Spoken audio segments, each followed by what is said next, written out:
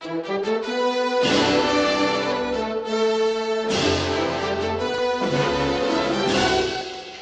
the dramatic force and fire of Patrick Boberg, the dynamic star of Jacob Rosdale, in a podcast that daringly meets the challenge of today's vital controversy, Filmcast Without a Cause! Entertainment and unforgettable emotional impact. Thank you for downloading the first official episode of Filmcast Without a Cause. We have a super-sized, quote-unquote, first episode for you today. We're going to start with talking about the latest news from Hollywood, follow that up with the least inspirational TED Talk ever, as we discuss animation tycoon Seth MacFarlane's live-action debut, Ted, and then we're going to take a look at 2012, the year so far and the year ahead of film, and pick our players for the 2012 Cinematic Allstar game. I promise that will make more sense later. Enjoy the show.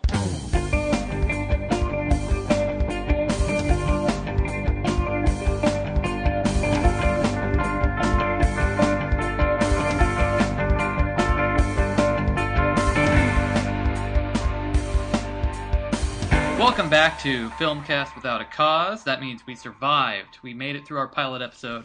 We're back. The network picked us up. We've got a 13-episode run. Yes, exactly. This is Jacob Rosdale. I'm Patrick Boberg. And we're here again for another episode of Casual Film Chat to fill your ear holes with. And we're going to start off every show talking about the news highlights, which, of course, we're going to be talking about Surrey, right, Pat? Surrey, and are we talking Tom Cruise and the divorce? No, we're not. I'm kidding. That's not the kind of stuff we talk about on this show. We talk about far nerdier things than that. Depending on the feedback, if our viewership skews female, we might have to go that direction. Oh, that's a generalization.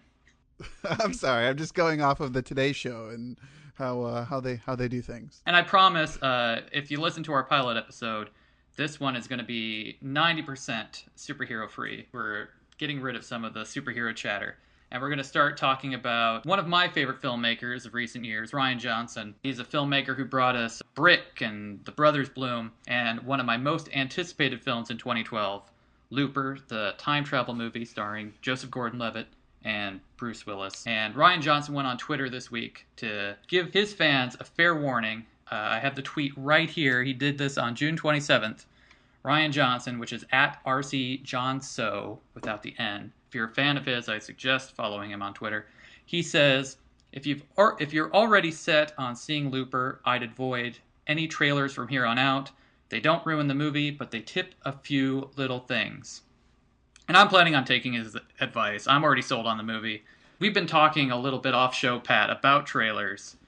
You personally have made it sort of an effort recently. Yes, I'm taking your advice from Inception. I think you stopped watching trailers or avoiding them as much as you could about a month before its release. I failed to avoid Inception trailers. My intent was to try and go into it blind. I am trying something very similar with The Dark Knight Rises. I have not seen a trailer. I've only seen stills, but I try and skip by them and not hang on them.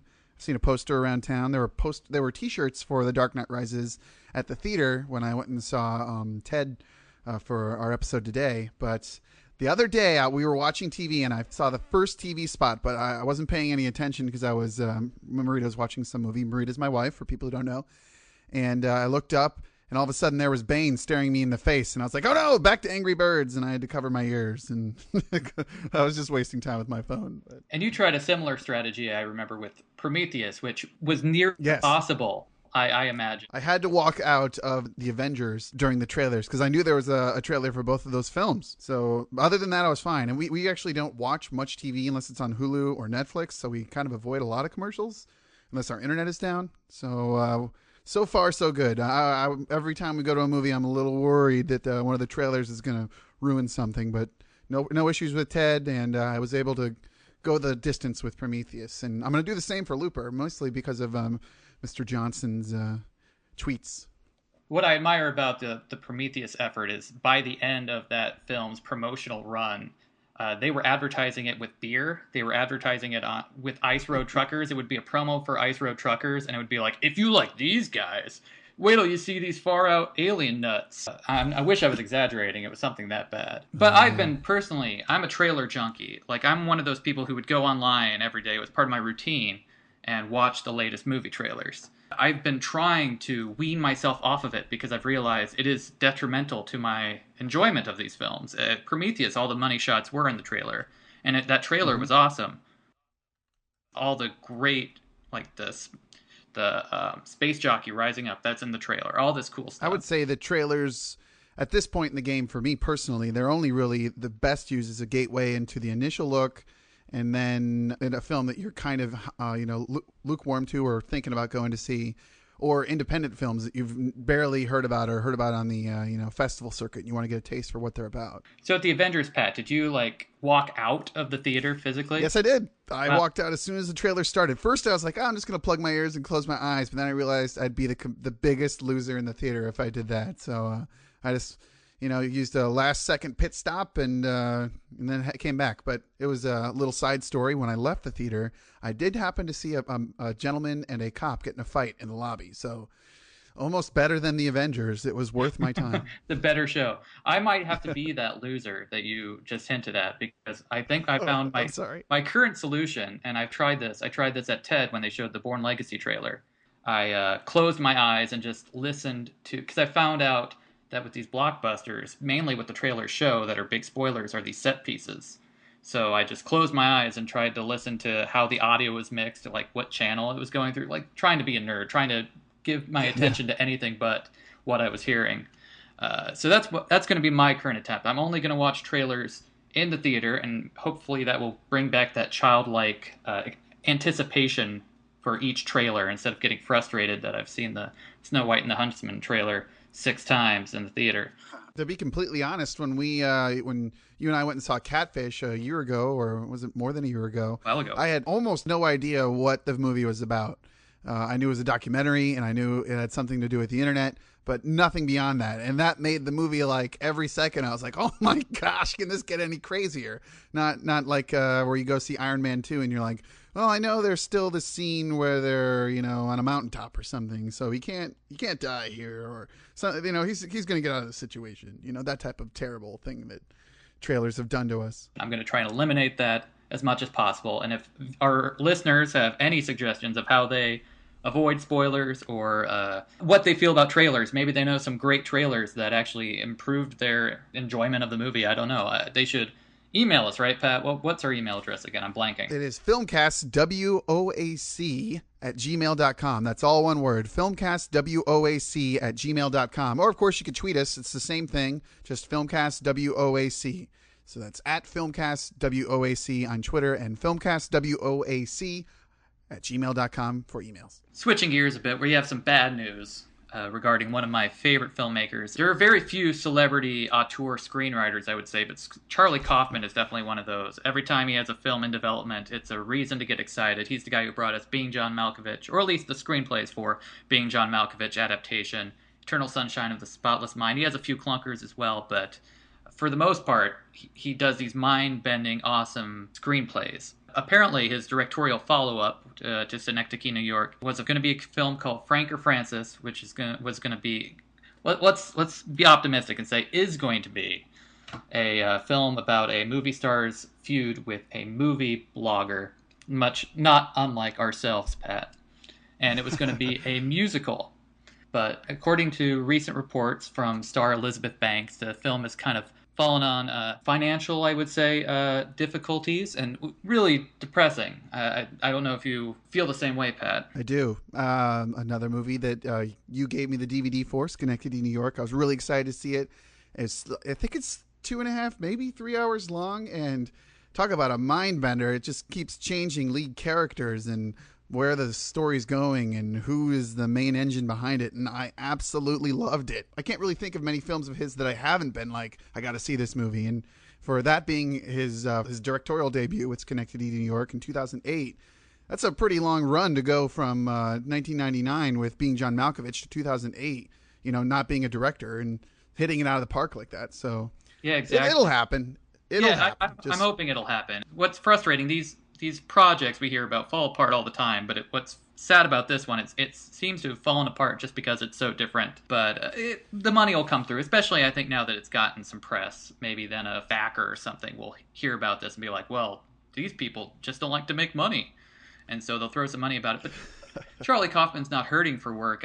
But while researching this story, he's apparently developing a series for HBO with Catherine Keener, which I pulled the description from Deadline, and I'm going to try and read this verbatim because it's going to sound like I'm screwing it up. An exploration of one day in a woman's life and how the events leading up to it can affect or not the reality in which she lives. I've read that like half a dozen times. I have no idea what it means. I think there was a show on ABC or CBS with Taye Diggs as the main character where he kept reliving Groundhog Day style, the same life, where he ends up going to jail. It got canceled very quickly. Do you know what I'm talking about? Yes, it was called Daybreak. I remember that. My friend and I watched, we started watching every episode, and we got so bored, it just became a game of how many times we get to go, Taye Diggs, he's so sexy. Like the Antonio Banderas SNL skit a little bit. Just talking about how every time he would take his shirt off, we'd go, oh no, Taye Diggs, you're too sexy, you're too sexy. It was a bad show, but I'm sure Charlie Kaufman could do something a lot better with that concept. Yes, well, Catherine Keener seems to be his muse, so they'll pull it off. And he's also adapting this young adult novel, which actually, this sounds cool. It's called Chaos Walking. I saw that one.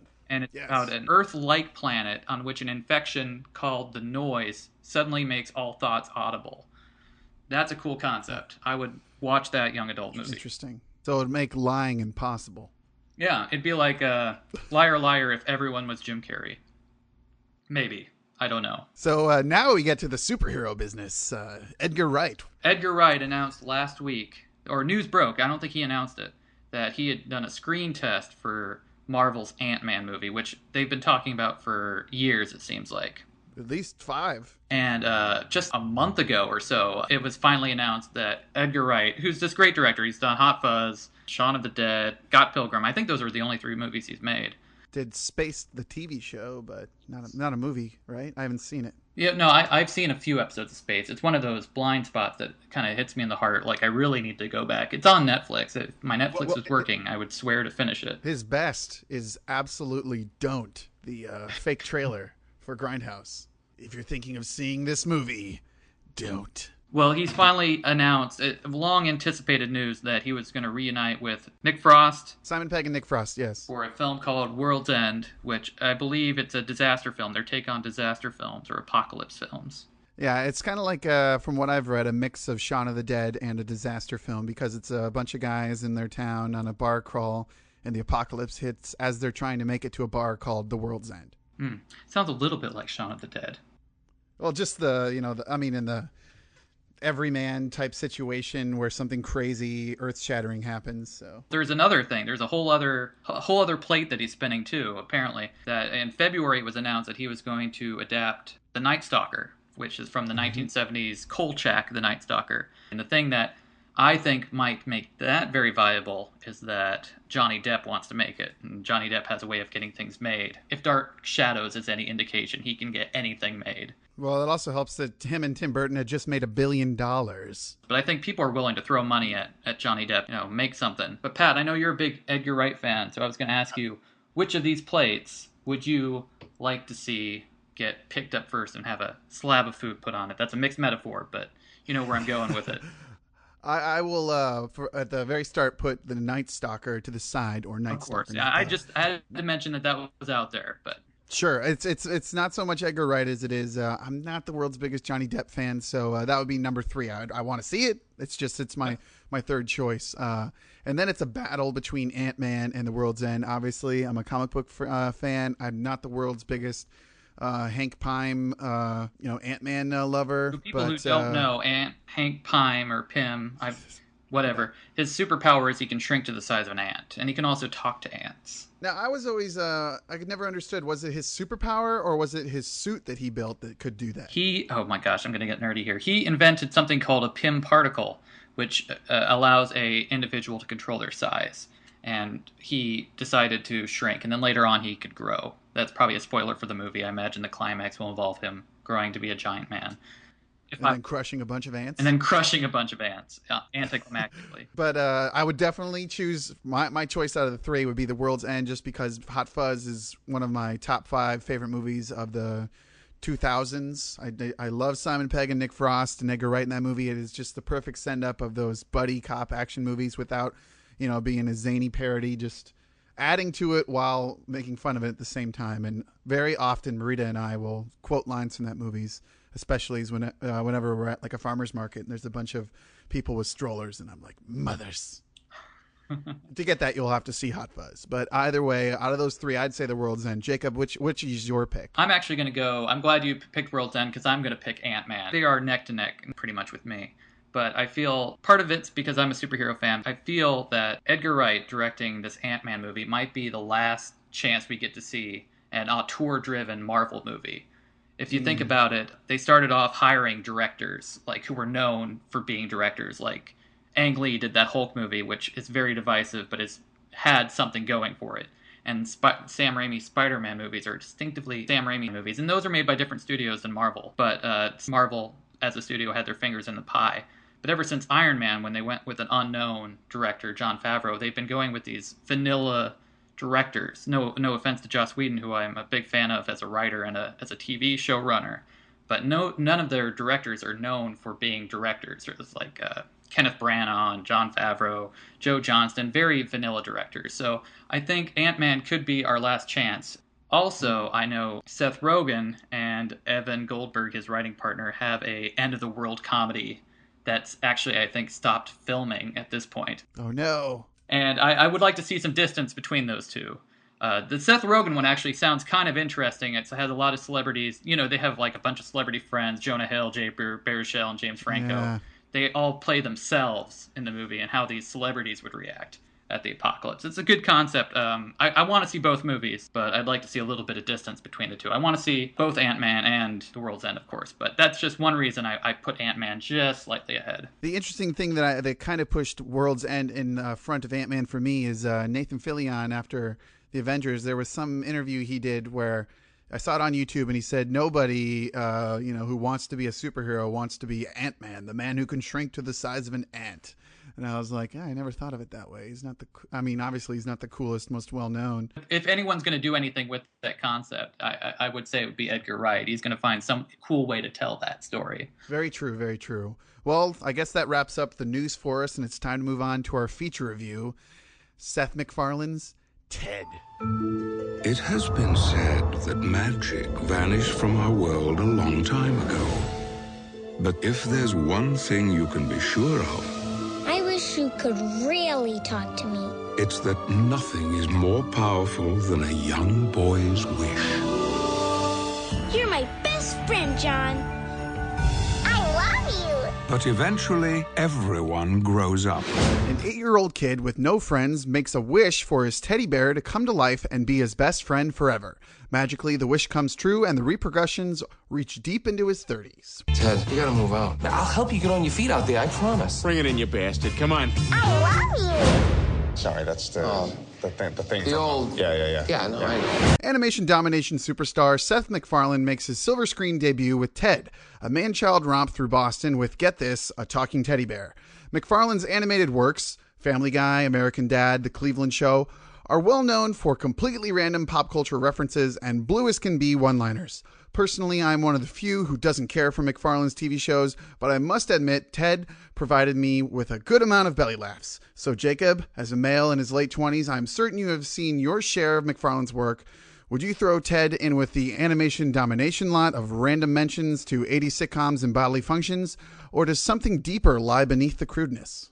I don't think there's anything deep about this movie at all, but I do think it's a lot better. I'm kind of with you. I'm not a big animation domination... Well, I shouldn't say not a big animation domination fan. I still watch The Simpsons 20 years on. But I'm not a big fan of Family Guy or American Dad or Cleveland Show. But I did laugh a heck of a lot at this movie. And sometimes I felt really bad for laughing.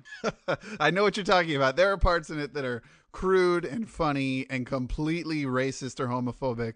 But, everyone in the room's laughing. It's just the nature of the beast. Those are, I think, MacFarlane's, I guess you would call them strengths, or if you're going to be more critical, call them habits. He likes to do just this kind of shock humor that people don't make ethnic jokes anymore, so I'm going to make one. I'm going to do this Asian caricature. Yes. But you're going to laugh because you haven't seen it in a long time. Other things that he falls back on are these celebrity pop culture jokes, and there's a lot of those in Ted. Mm-hmm. I think those are probably the biggest deterrent of me actually loving the film is I know that those aren't going to age well. Otherwise, I think this could be a potential comedy classic. Maybe that's a little bit of an exaggeration, but no one's going to remember who Taylor Lautner is in 20 years. Yeah, well, it definitely is going to be a timepiece back to 2012 or the 2000s, and maybe even the 80s for all the Flash Gordon nonsense that happened throughout. But personally, I felt like the movie was kind of like an old Adam Sandler comedy album with all the the funny skits that were so crude, but upon reflection or leaving the room, the theater, you aren't sure if it's funny beyond all the F words. Time will have to tell on that. Comedies are so unique in that way that the theatrical experience can be so much different than watching it at home. I had a packed audience. I don't know about when you saw it today at a matinee, but on the weekend it won at the box office. It was such a diverse crowd. There were a lot of people you would expect to be at a Seth MacFarlane movie, a lot of people just old enough to get into a rated R movie, a lot of groups of guys, but there were also some kids at mine. Some poor parenting, and a few gray-haired ladies who I really wanted to sit in front of the gray-haired ladies, Pat. I really wanted to hear what they were gonna say about the movie, but it just wasn't feasible with the layout of the theater. But but in general, the crowd was laughing a lot. But getting back to whether or not it's deep, I think if you were to take away anything funny about this, and if I was to tell you this is a movie about a teddy bear that comes to life and his best friend, and how old is Wahlberg? I think was playing young in this. He was 35. He's got to be old. I think he's got to be older than that, right? He probably is in real life. But when Mila Kunis was in the office talking with her friends, and one of them said he's a 35-year-old who still works at a rental car place, and his best friend is his teddy bear. I was like, 35. If I was to describe that plot to you as a family comedy or as a romantic comedy, you could probably plot out every beat this movie was going to take, down to the point where there's a creepy guy who wants the teddy bear for himself. It's very conventional, other than the humor. Well, which Ribisi, his best part is absolutely where he's dancing to the Tiffany music video, and I was like, man, if he isn't going to be green screened out of this shot or like cut out of this shot and put over all sorts of internet memes, dancing like a just bizarre, like a snake with legs. I've never seen anything else like it in my life. But that was my favorite pop culture reference because it was probably the most obscure one in the movie. It's referencing a documentary called I Think We're Alone Now, which is about these creepy people obsessed with Tiffany. Oh, well, interesting. people should Google that, because I was like, but that's up Seth MacFarlane's alley. He likes to make these very obvious, overt pop culture references to things like Saturday Night Fever and Flash Gordon, like you mentioned, but also sneak in something that maybe 1% of the audience is going to get. I like it when he does that. Other times it feels like he's really reaching too far for a joke by recreating a scene that we already know because it's part of the pop culture lexicon. That's the problem I have with Family Guy. That's when I decided to phase out watching it, when they recreated the end of Star Wars without a joke. Like, it was just them receiving a medal from Princess Leia out of nowhere without any context. I remember that was like the first episode after its cancellation. I was like, I'm done with this. Yeah, I have not watched it since it returned, but you could still... Seth MacFarlane voices Ted, and he sounds exactly like Peter Griffith. And there's a scene where they're in an aquarium, and John, Mark Wahlberg's character, basically tells him to move out, and he does pretty much 2 or 3 different voices from Family Guy, in that scene, making fun of the fish in the tank. It's like, okay, we get it. You're the guy who does Family Guy. Let's keep moving along. But yeah, they reference it directly too, which will be a joke that probably won't. Well, I would hope the movie would outlive that joke. What did you think about the performances in the movie, Wahlberg and MacFarlane, and Mila Kunis? Well, I'll start with Mark Wahlberg, somebody I'm not a big fan of, mostly for his dramatic acting, because he's Mr. Loud and yelling and getting all tough, almost going to his Boston accent. But if this and the other guys prove anything, he is a really good comedic actor, at least in my opinion. He plays like the straight, just on the other side of the straight guy line, with playing to the jokes, and he's kind of a funny guy and does ridiculous things. I fully agree. He commits to it 100%. Absolutely. And there's this funny where he just lists off these white trash girl names, and he gets frustrated at some point because he can't guess the right white trash name. I'm going to rattle off some names when I hit it. If I buzz it, okay? I will tell you. You got me? Yeah. All right, Brandy, Heather, Channing, Brianna, Amber, Sabrina, Melody, Dakota, Sierra, Bambi, Crystal, Samantha, Autumn, Ruby, Taylor, Tara, Tammy, Lauren, Charlene, Chantel, Courtney, Misty, Jenny, Krista, Mindy, Noelle, Shelby, Trina, Reba, Cassandra, Nikki, Kelsey, Shauna, Jolene, Erling, Claudine, Savannah, Casey, Dolly, Kendra, Kylie, Chloe, Devin, Emily, Becky? Nope. Wait, was it any one of those names with a Lynn after it? Yes.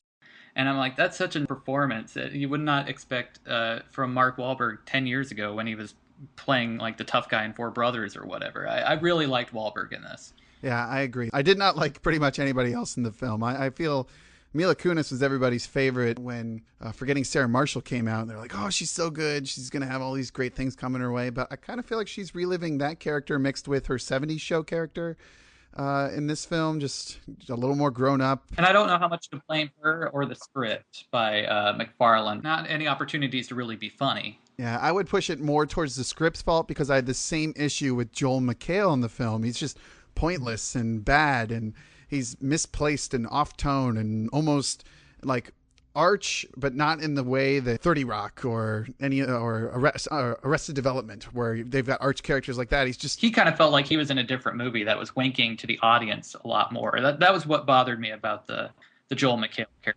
I don't know. They mishandled everyone except for Mark Wahlberg and parts of Ted. MacFarlane, I guess he did motion capture for this as Ted. Oh, really? Yeah, and I think as a voice performance, if you take away the fact that he sounds exactly like Peter Griffith, I think he was probably the most developed character in the entire movie, was this teddy bear. There is a point near the end I won't get into too much, and we're not going to do a spoiler session for this one, but I actually got emotionally involved. I was worried for Ted. I maybe got a little misted up. I'm not going to say. The problem I had with Ted, the character, is they kept jumping back and forth between what he could and couldn't do as a stuffed animal that's been, magically brought to life. All he can, basically beat up people, and then all of a sudden he's a whipping boy or something. Maybe that's just a little too nitpicky. Before we wrap it up, I do want to stress the fact that Ted is rated R, and it's very crude. You don't like the F word, don't go to this movie, I guess. Yes, that's a good way of putting it. I would say when you rent it, see it without your mom, your daughter, or your girlfriend in the room, because it's the type of thing where if somebody's even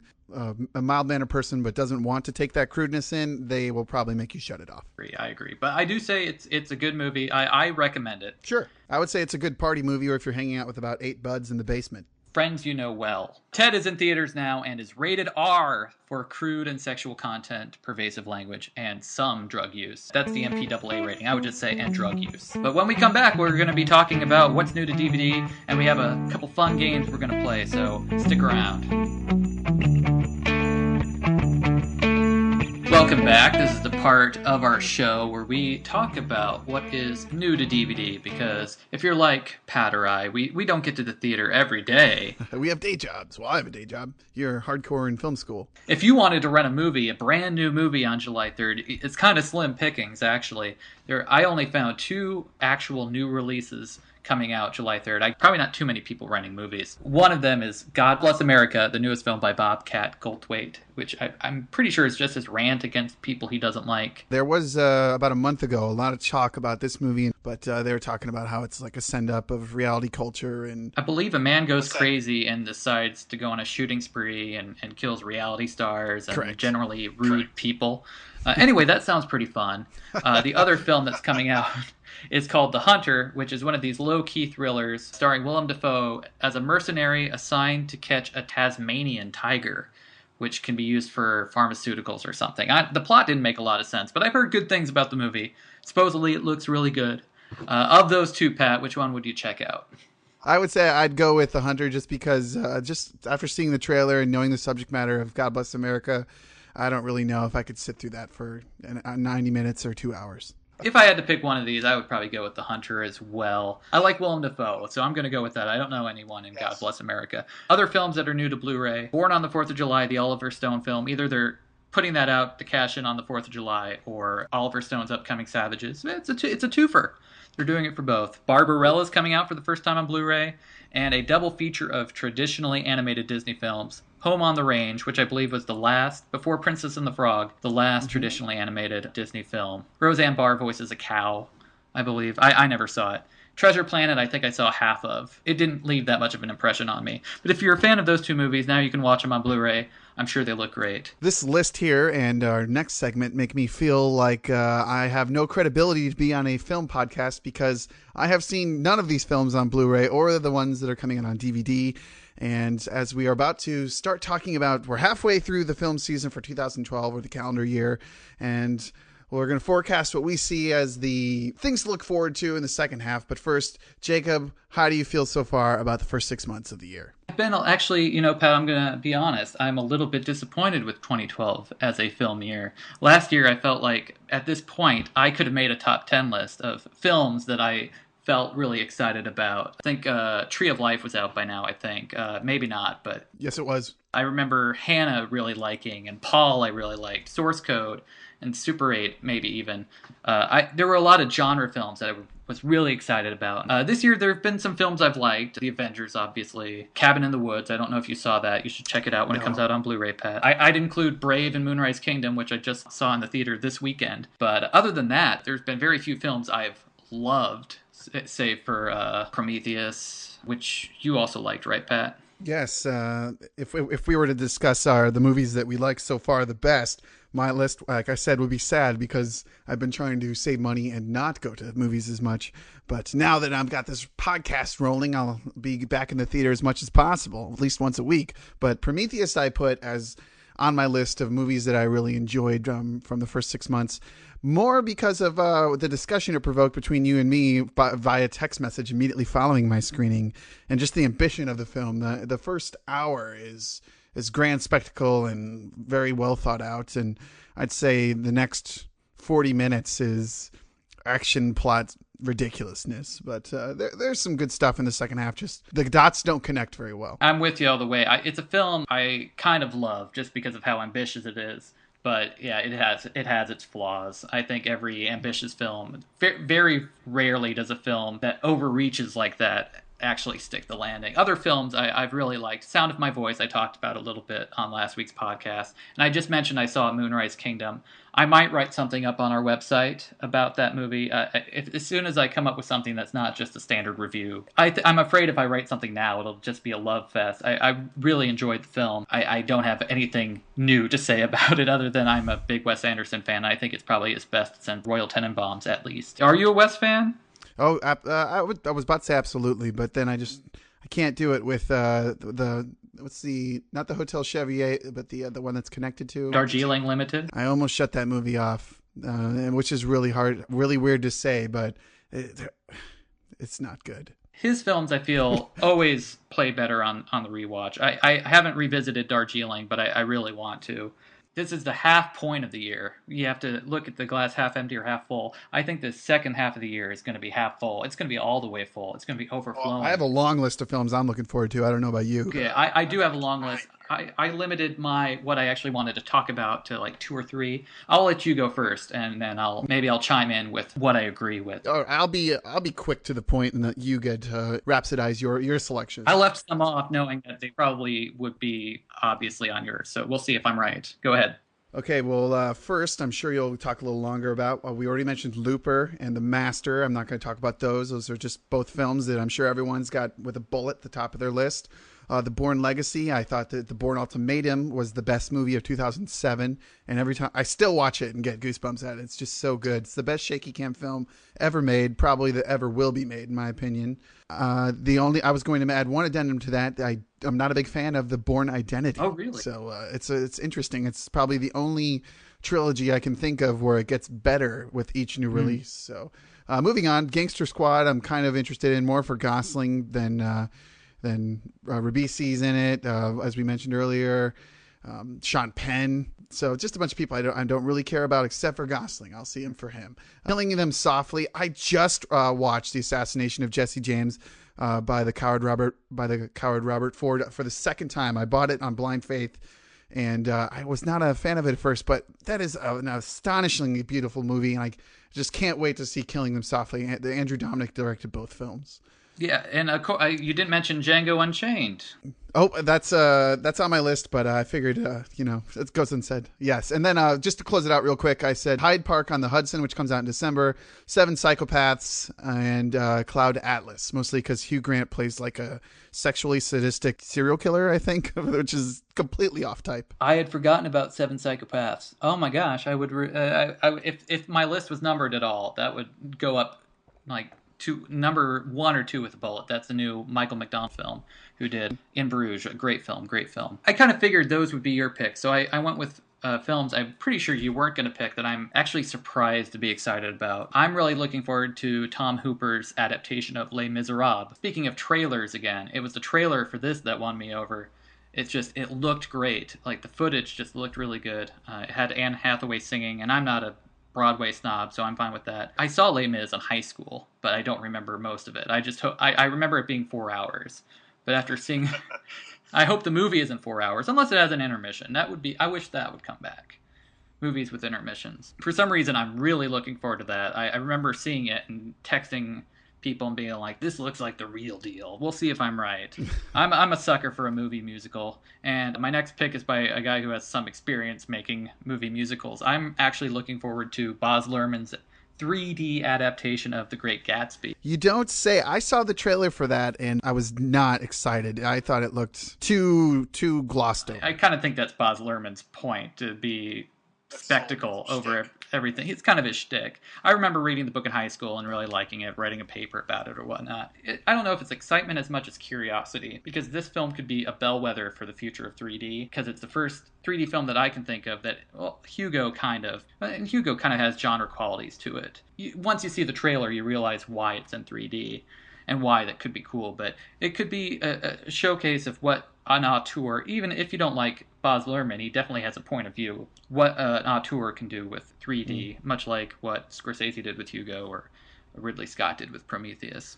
I'm trying to think of something that Baz Luhrmann has done with at least the last decade that's made him considered a talented director. Australia was a disaster. There's people like me who are still fond of Moulin Rouge, and that was at least 1999 or 2000. That was like 2000, I think. It's been over a decade, and I think he took a long break. But I actually liked Australia a little bit more than some people. Well, this is the final episode of Filmcast Without a Cause, so I hope you enjoyed it. As far as old-fashioned movie making goes, he leaves a lot of his tricks at the door in Australia, and he makes this old-fashioned widescreen movie. And it looks like with The Great Gatsby, he's bringing all of his tricks back. So it's, like I say, curiosity maybe more than legitimate interest. The last film I'm going to talk about in depth is an animated film called Wreck-It Ralph. Oh, yes, I've seen that trailer online. It looks like 8-bit almost or something, right? It's kind of a Who Framed Roger Rabbit approach to video games. All these video game characters are sharing the same world. Like you see Bowser right next to the ghost from Pac-Man and Zangief from Street Fighter 2, all in this, what do you call it? Like an Alcoholics Anonymous for video game villains. And they're all bemoaning their lot in life. It looks funny. It's a good concept. John C. Reilly's the voice of this King Kong type character who is tired of getting beat up all the time and decides to take matters into his own hands. Not a major film by any means, but something I'm looking forward to. Just to go down a list, I also have Looper, Skyfall, the new Bond film, Ben Affleck's next movie, Argo, Django Unchained, of course, The Master, Cloud Atlas, the Wachowski brothers, and what I call the Tommy Gun twin movies, Gangster Squad, which you mentioned, and Lawless, which has a slightly better cast, even if it does include Shia LaBeouf. It includes Gary Oldman and Guy Pearce. It looks like a fun movie, even though buzz for it isn't the best. Well, Jacob, should we press on and take our listeners out to the ball game? I don't care if I never... Yeah, this is your concept, Pat. Why don't you describe what you pitched to me this afternoon? Well, driving home today, I'm a sports fan as well. Jacob, maybe not so much. I was listening to sports radio, and they announced that the Major League Baseball All-Star lineups came out. And it got me thinking. I'm not a big baseball fan. I'm a Cubs fan, which means, since we've never won, that there's no reason for me to be a big baseball fan. But I was thinking, man, what would be an all-star lineup for the film world? And kind of taking the same idea, they had to release a film within the last year. We kind of extended that to the beginning of January 2011. But so we've got starting director, starting screenwriter, actor, actress, supporting actor, supporting actress. And if we felt so inclined, we could go on the bench and honorable mentions as otherwise noted. So gave Jacob about a 2 hour heads up before we decided to roll. But who'd you come up with for, let's say, your starting director on your all-star squad? I should mention, Pat explained to me that this is not an objective list. I'm not picking who I feel is the objective best director. It's very much a preference thing. That's very true for people who are not sports fans and just want to apply this idea to the film world.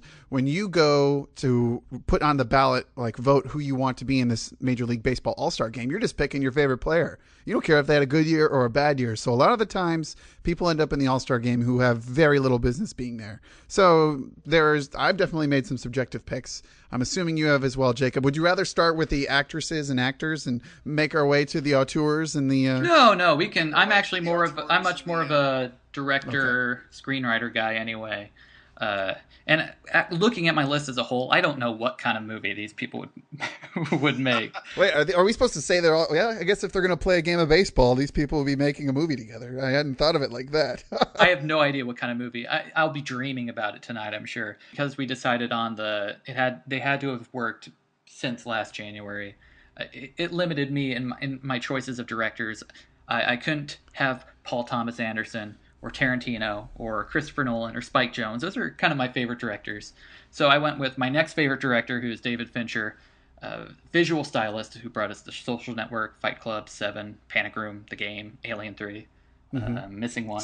But yeah, he's kind of my next favorite director. I on the bench, I kind of benched both Scorsese and Spielberg, who I'm also big fans of. But sure, I had to go with I went with David Fincher because I'm like, this is the guy I'd pick to make an interesting movie who could still surprise me. Curious Case of Benjamin Button. That's probably the one. That was the one I was going to butt in, but you were on a roll. So I guess if I were to pick mine, I will say right off the bat, off of somebody who released a movie in the last year, and then Duncan Jones would be my top pick. I thought Source Code at 93 minutes was a svelte, action-packed film, and after somebody who just done like a mind melter with Moon, that I'd really be excited to see what he comes out with next. I just read what his next project was on IMDb, and it's already fallen out of my brain. Was it the Ian Fleming biography? Yes, it is. Which I'm not a big fan of biopics in general, but I will let it slide since it's Duncan Jones. Up next on my bench, I put a tie between this. One is interesting and one is makes sense. Alexander Payne. I never really thought that he was all that amazing until The Descendants. That movie is so good, and I think it should have won last year the Oscar for Best Film. The movie I like never seems to win, so I put that. And if you just look at Sideways and Election, just those two other films, this man is just crazy talented. And tied with him, I put somebody who's maybe not as deserving in other people's minds, but I put Guy Ritchie. He put out the Sherlock Holmes sequel last year, or this year, I'm sorry. I think it came out in January. And I'm just...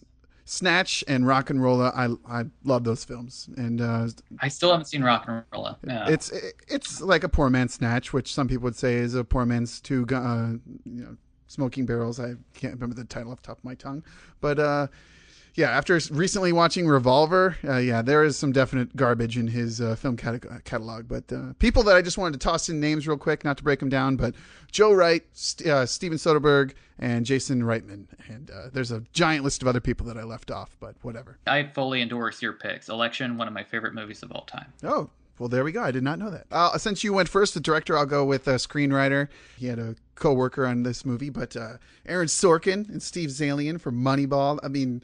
I actually have read the book on which that is based, and there is no plot in that book whatsoever to make a movie out of. So this man is a genius, and it is a crazy touching movie. So Moneyball and Aaron Sorkin was an easy pick, followed by Woody Allen with Midnight in Paris. I love that film. Aaron Sorkin's one of those few celebrity screenwriters, like we were talking earlier with Charlie Kaufman, and he could have been on my list. Sorkin or Kaufman, I was thinking of them. But this is where my fanboy is going to come out. I'm going to pick Joss Whedon. Are you going Joss Whedon? I'm going to pick Joss Whedon.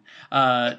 I've been such a fan since Buffy the Vampire Slayer. But the thing is, people don't he has his quirks as a writer. He has this overwritten dialogue, and he likes to kill off characters. But this is the guy he was a script doctor. He is uncredited, but he wrote both Toy Story and Speed. And I'd argue if you could find a better action script than Speed, you'd be hard-pressed. But I think the guy is just a smart writer. He was given, not to overpraise the Avengers, because I know the internet's already done that, but that was a big job to do, and he made that work. So if he has to work with the random people I throw together in my all-star team, he can come up with a good script for them, I'm sure. Well, it would be interesting to see a Whedon-written script for Scorsese. I don't know how well that would work.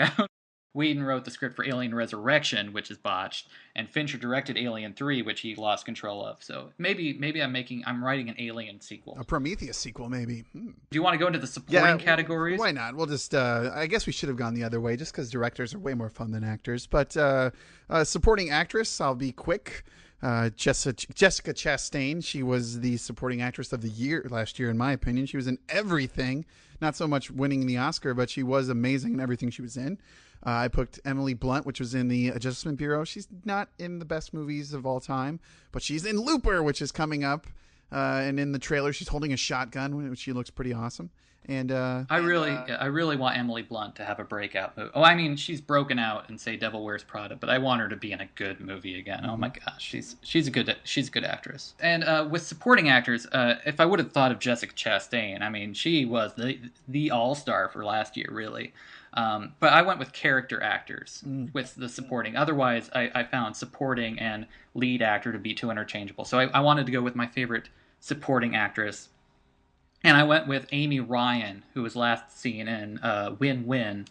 And so a lot of people might know her from as Holly on The Office. Yes. But she's really good in a movie, Gone Baby Gone. I think she's a great actress. I would watch her in pretty much everything. And your supporting actor, who's on the other side? Okay, I went with the ultimate transformative actor. I went with Gary Oldman. Because if I'm casting a villain, then it has to be Gary Oldman. That or Mark Strong. But preferably Gary Oldman. He disappears in every role he does. He is an all-star. Was Mark Strong in any films last year?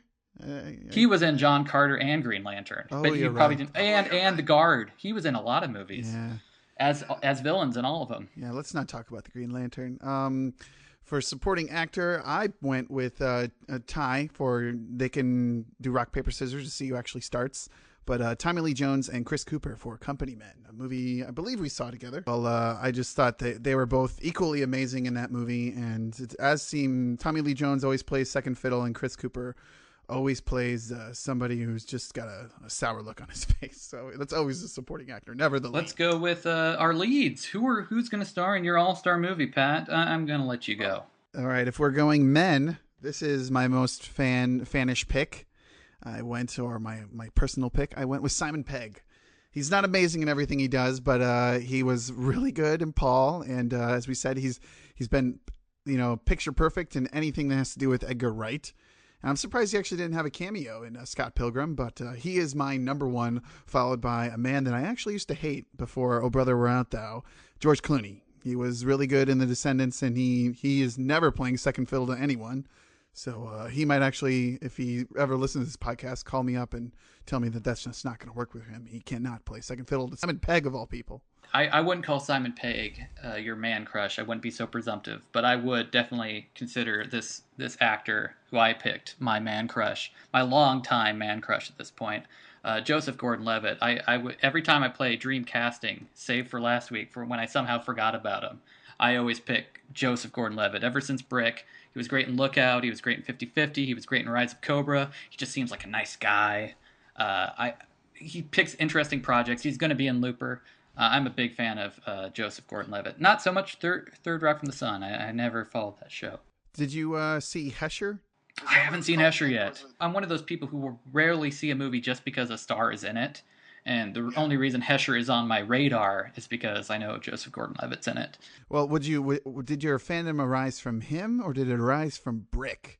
It was him. Because Brick, I mean, he's great in Brick, and that's why I'm following Rian Johnson to the ends of the earth. But he followed that up with The Lookout, that Scott Frank directed film where he plays a mentally he's handicapped.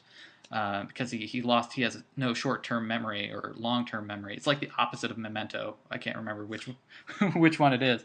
But he's just a good actor for such a young guy, and it's because he's been working all of his life, I think. But he just seems like a great guy. And he likes to sing and dance in every interview he does. He should be in Les Mis. He should be in every movie. Then I would go to every movie. I'll just go into my actress then. Is that fine? Sure, have at it. I wish I had. It's kind of going to end anticlimactic because this is not a mind blowing pick, but I'm going to go with Vera Farmiga. I don't even know if I'm saying her name right. Well, we'll say it's right. Yeah, but she's probably just my favorite actress. She elevates everything she's in, and I don't think anyone does smart and sexy better than Vera. She directed a movie called Higher Ground where she plays a born-again Christian, and she's excellent in that as well. This was a total fantasy, and we could pick any time, anyone. My pick would be young Jennifer Connelly. And since I just drooled over Joseph Gordon-Levitt, I think it's safe. I can be a bro for a minute, but she may not be, young Jennifer Connelly may not be the best actress, but she is the greatest ever.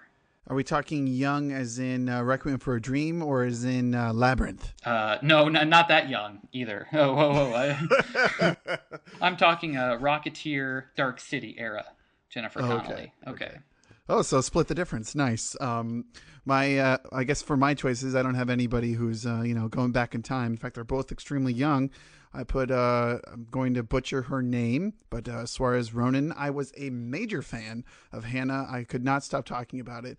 In fact, I was so excited to see what Joe Wright would do next, but he's going right back to his old English roots. So no more action films from him. Anna Karenina or something, right? Yeah, Anna Karina. Yeah, it's so never mind. We'll see if there's something I care about from him in the next 5 years. His Pride and Prejudice is watchable, having had to have seen it 3 or 4 times at this point.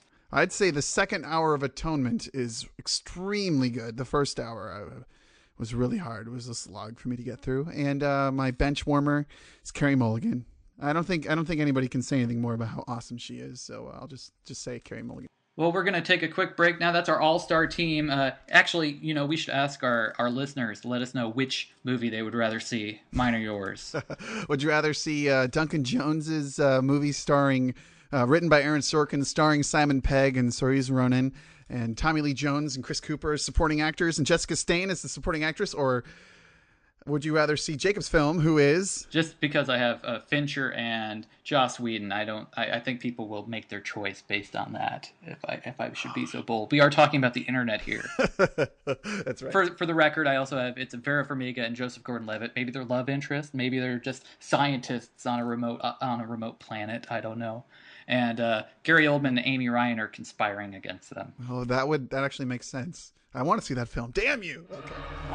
It's 1, 2, 3 strikes, you're out in the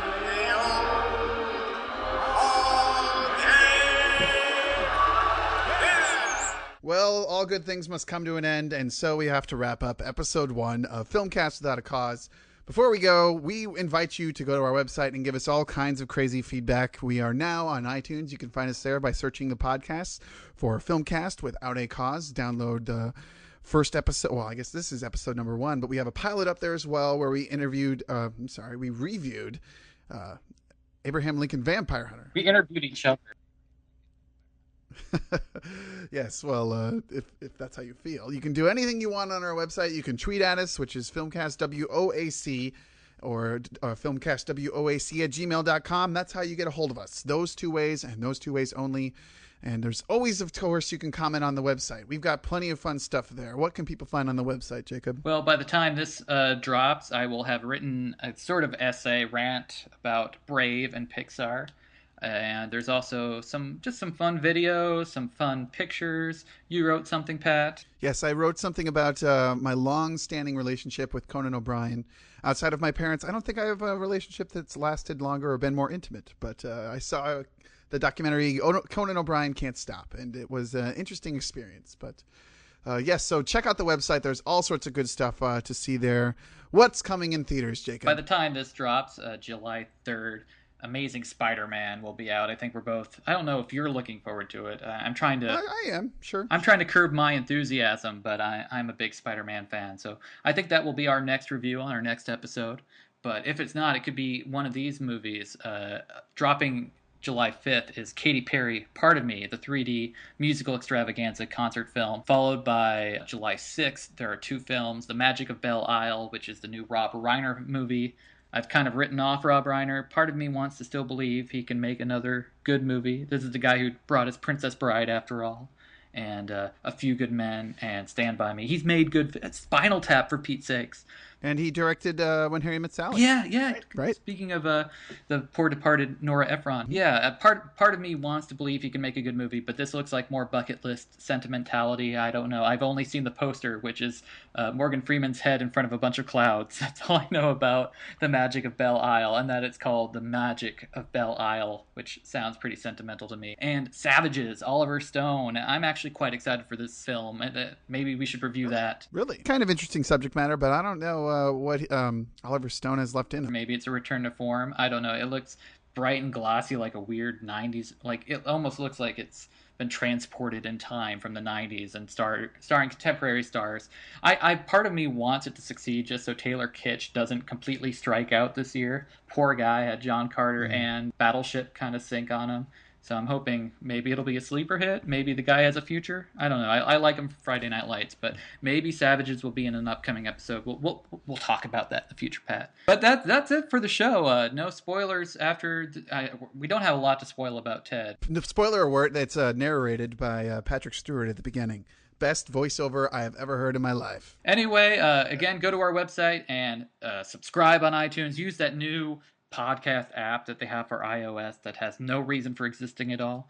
But tell your friends, and we'll see you next time. Say goodbye, Pat. Goodbye.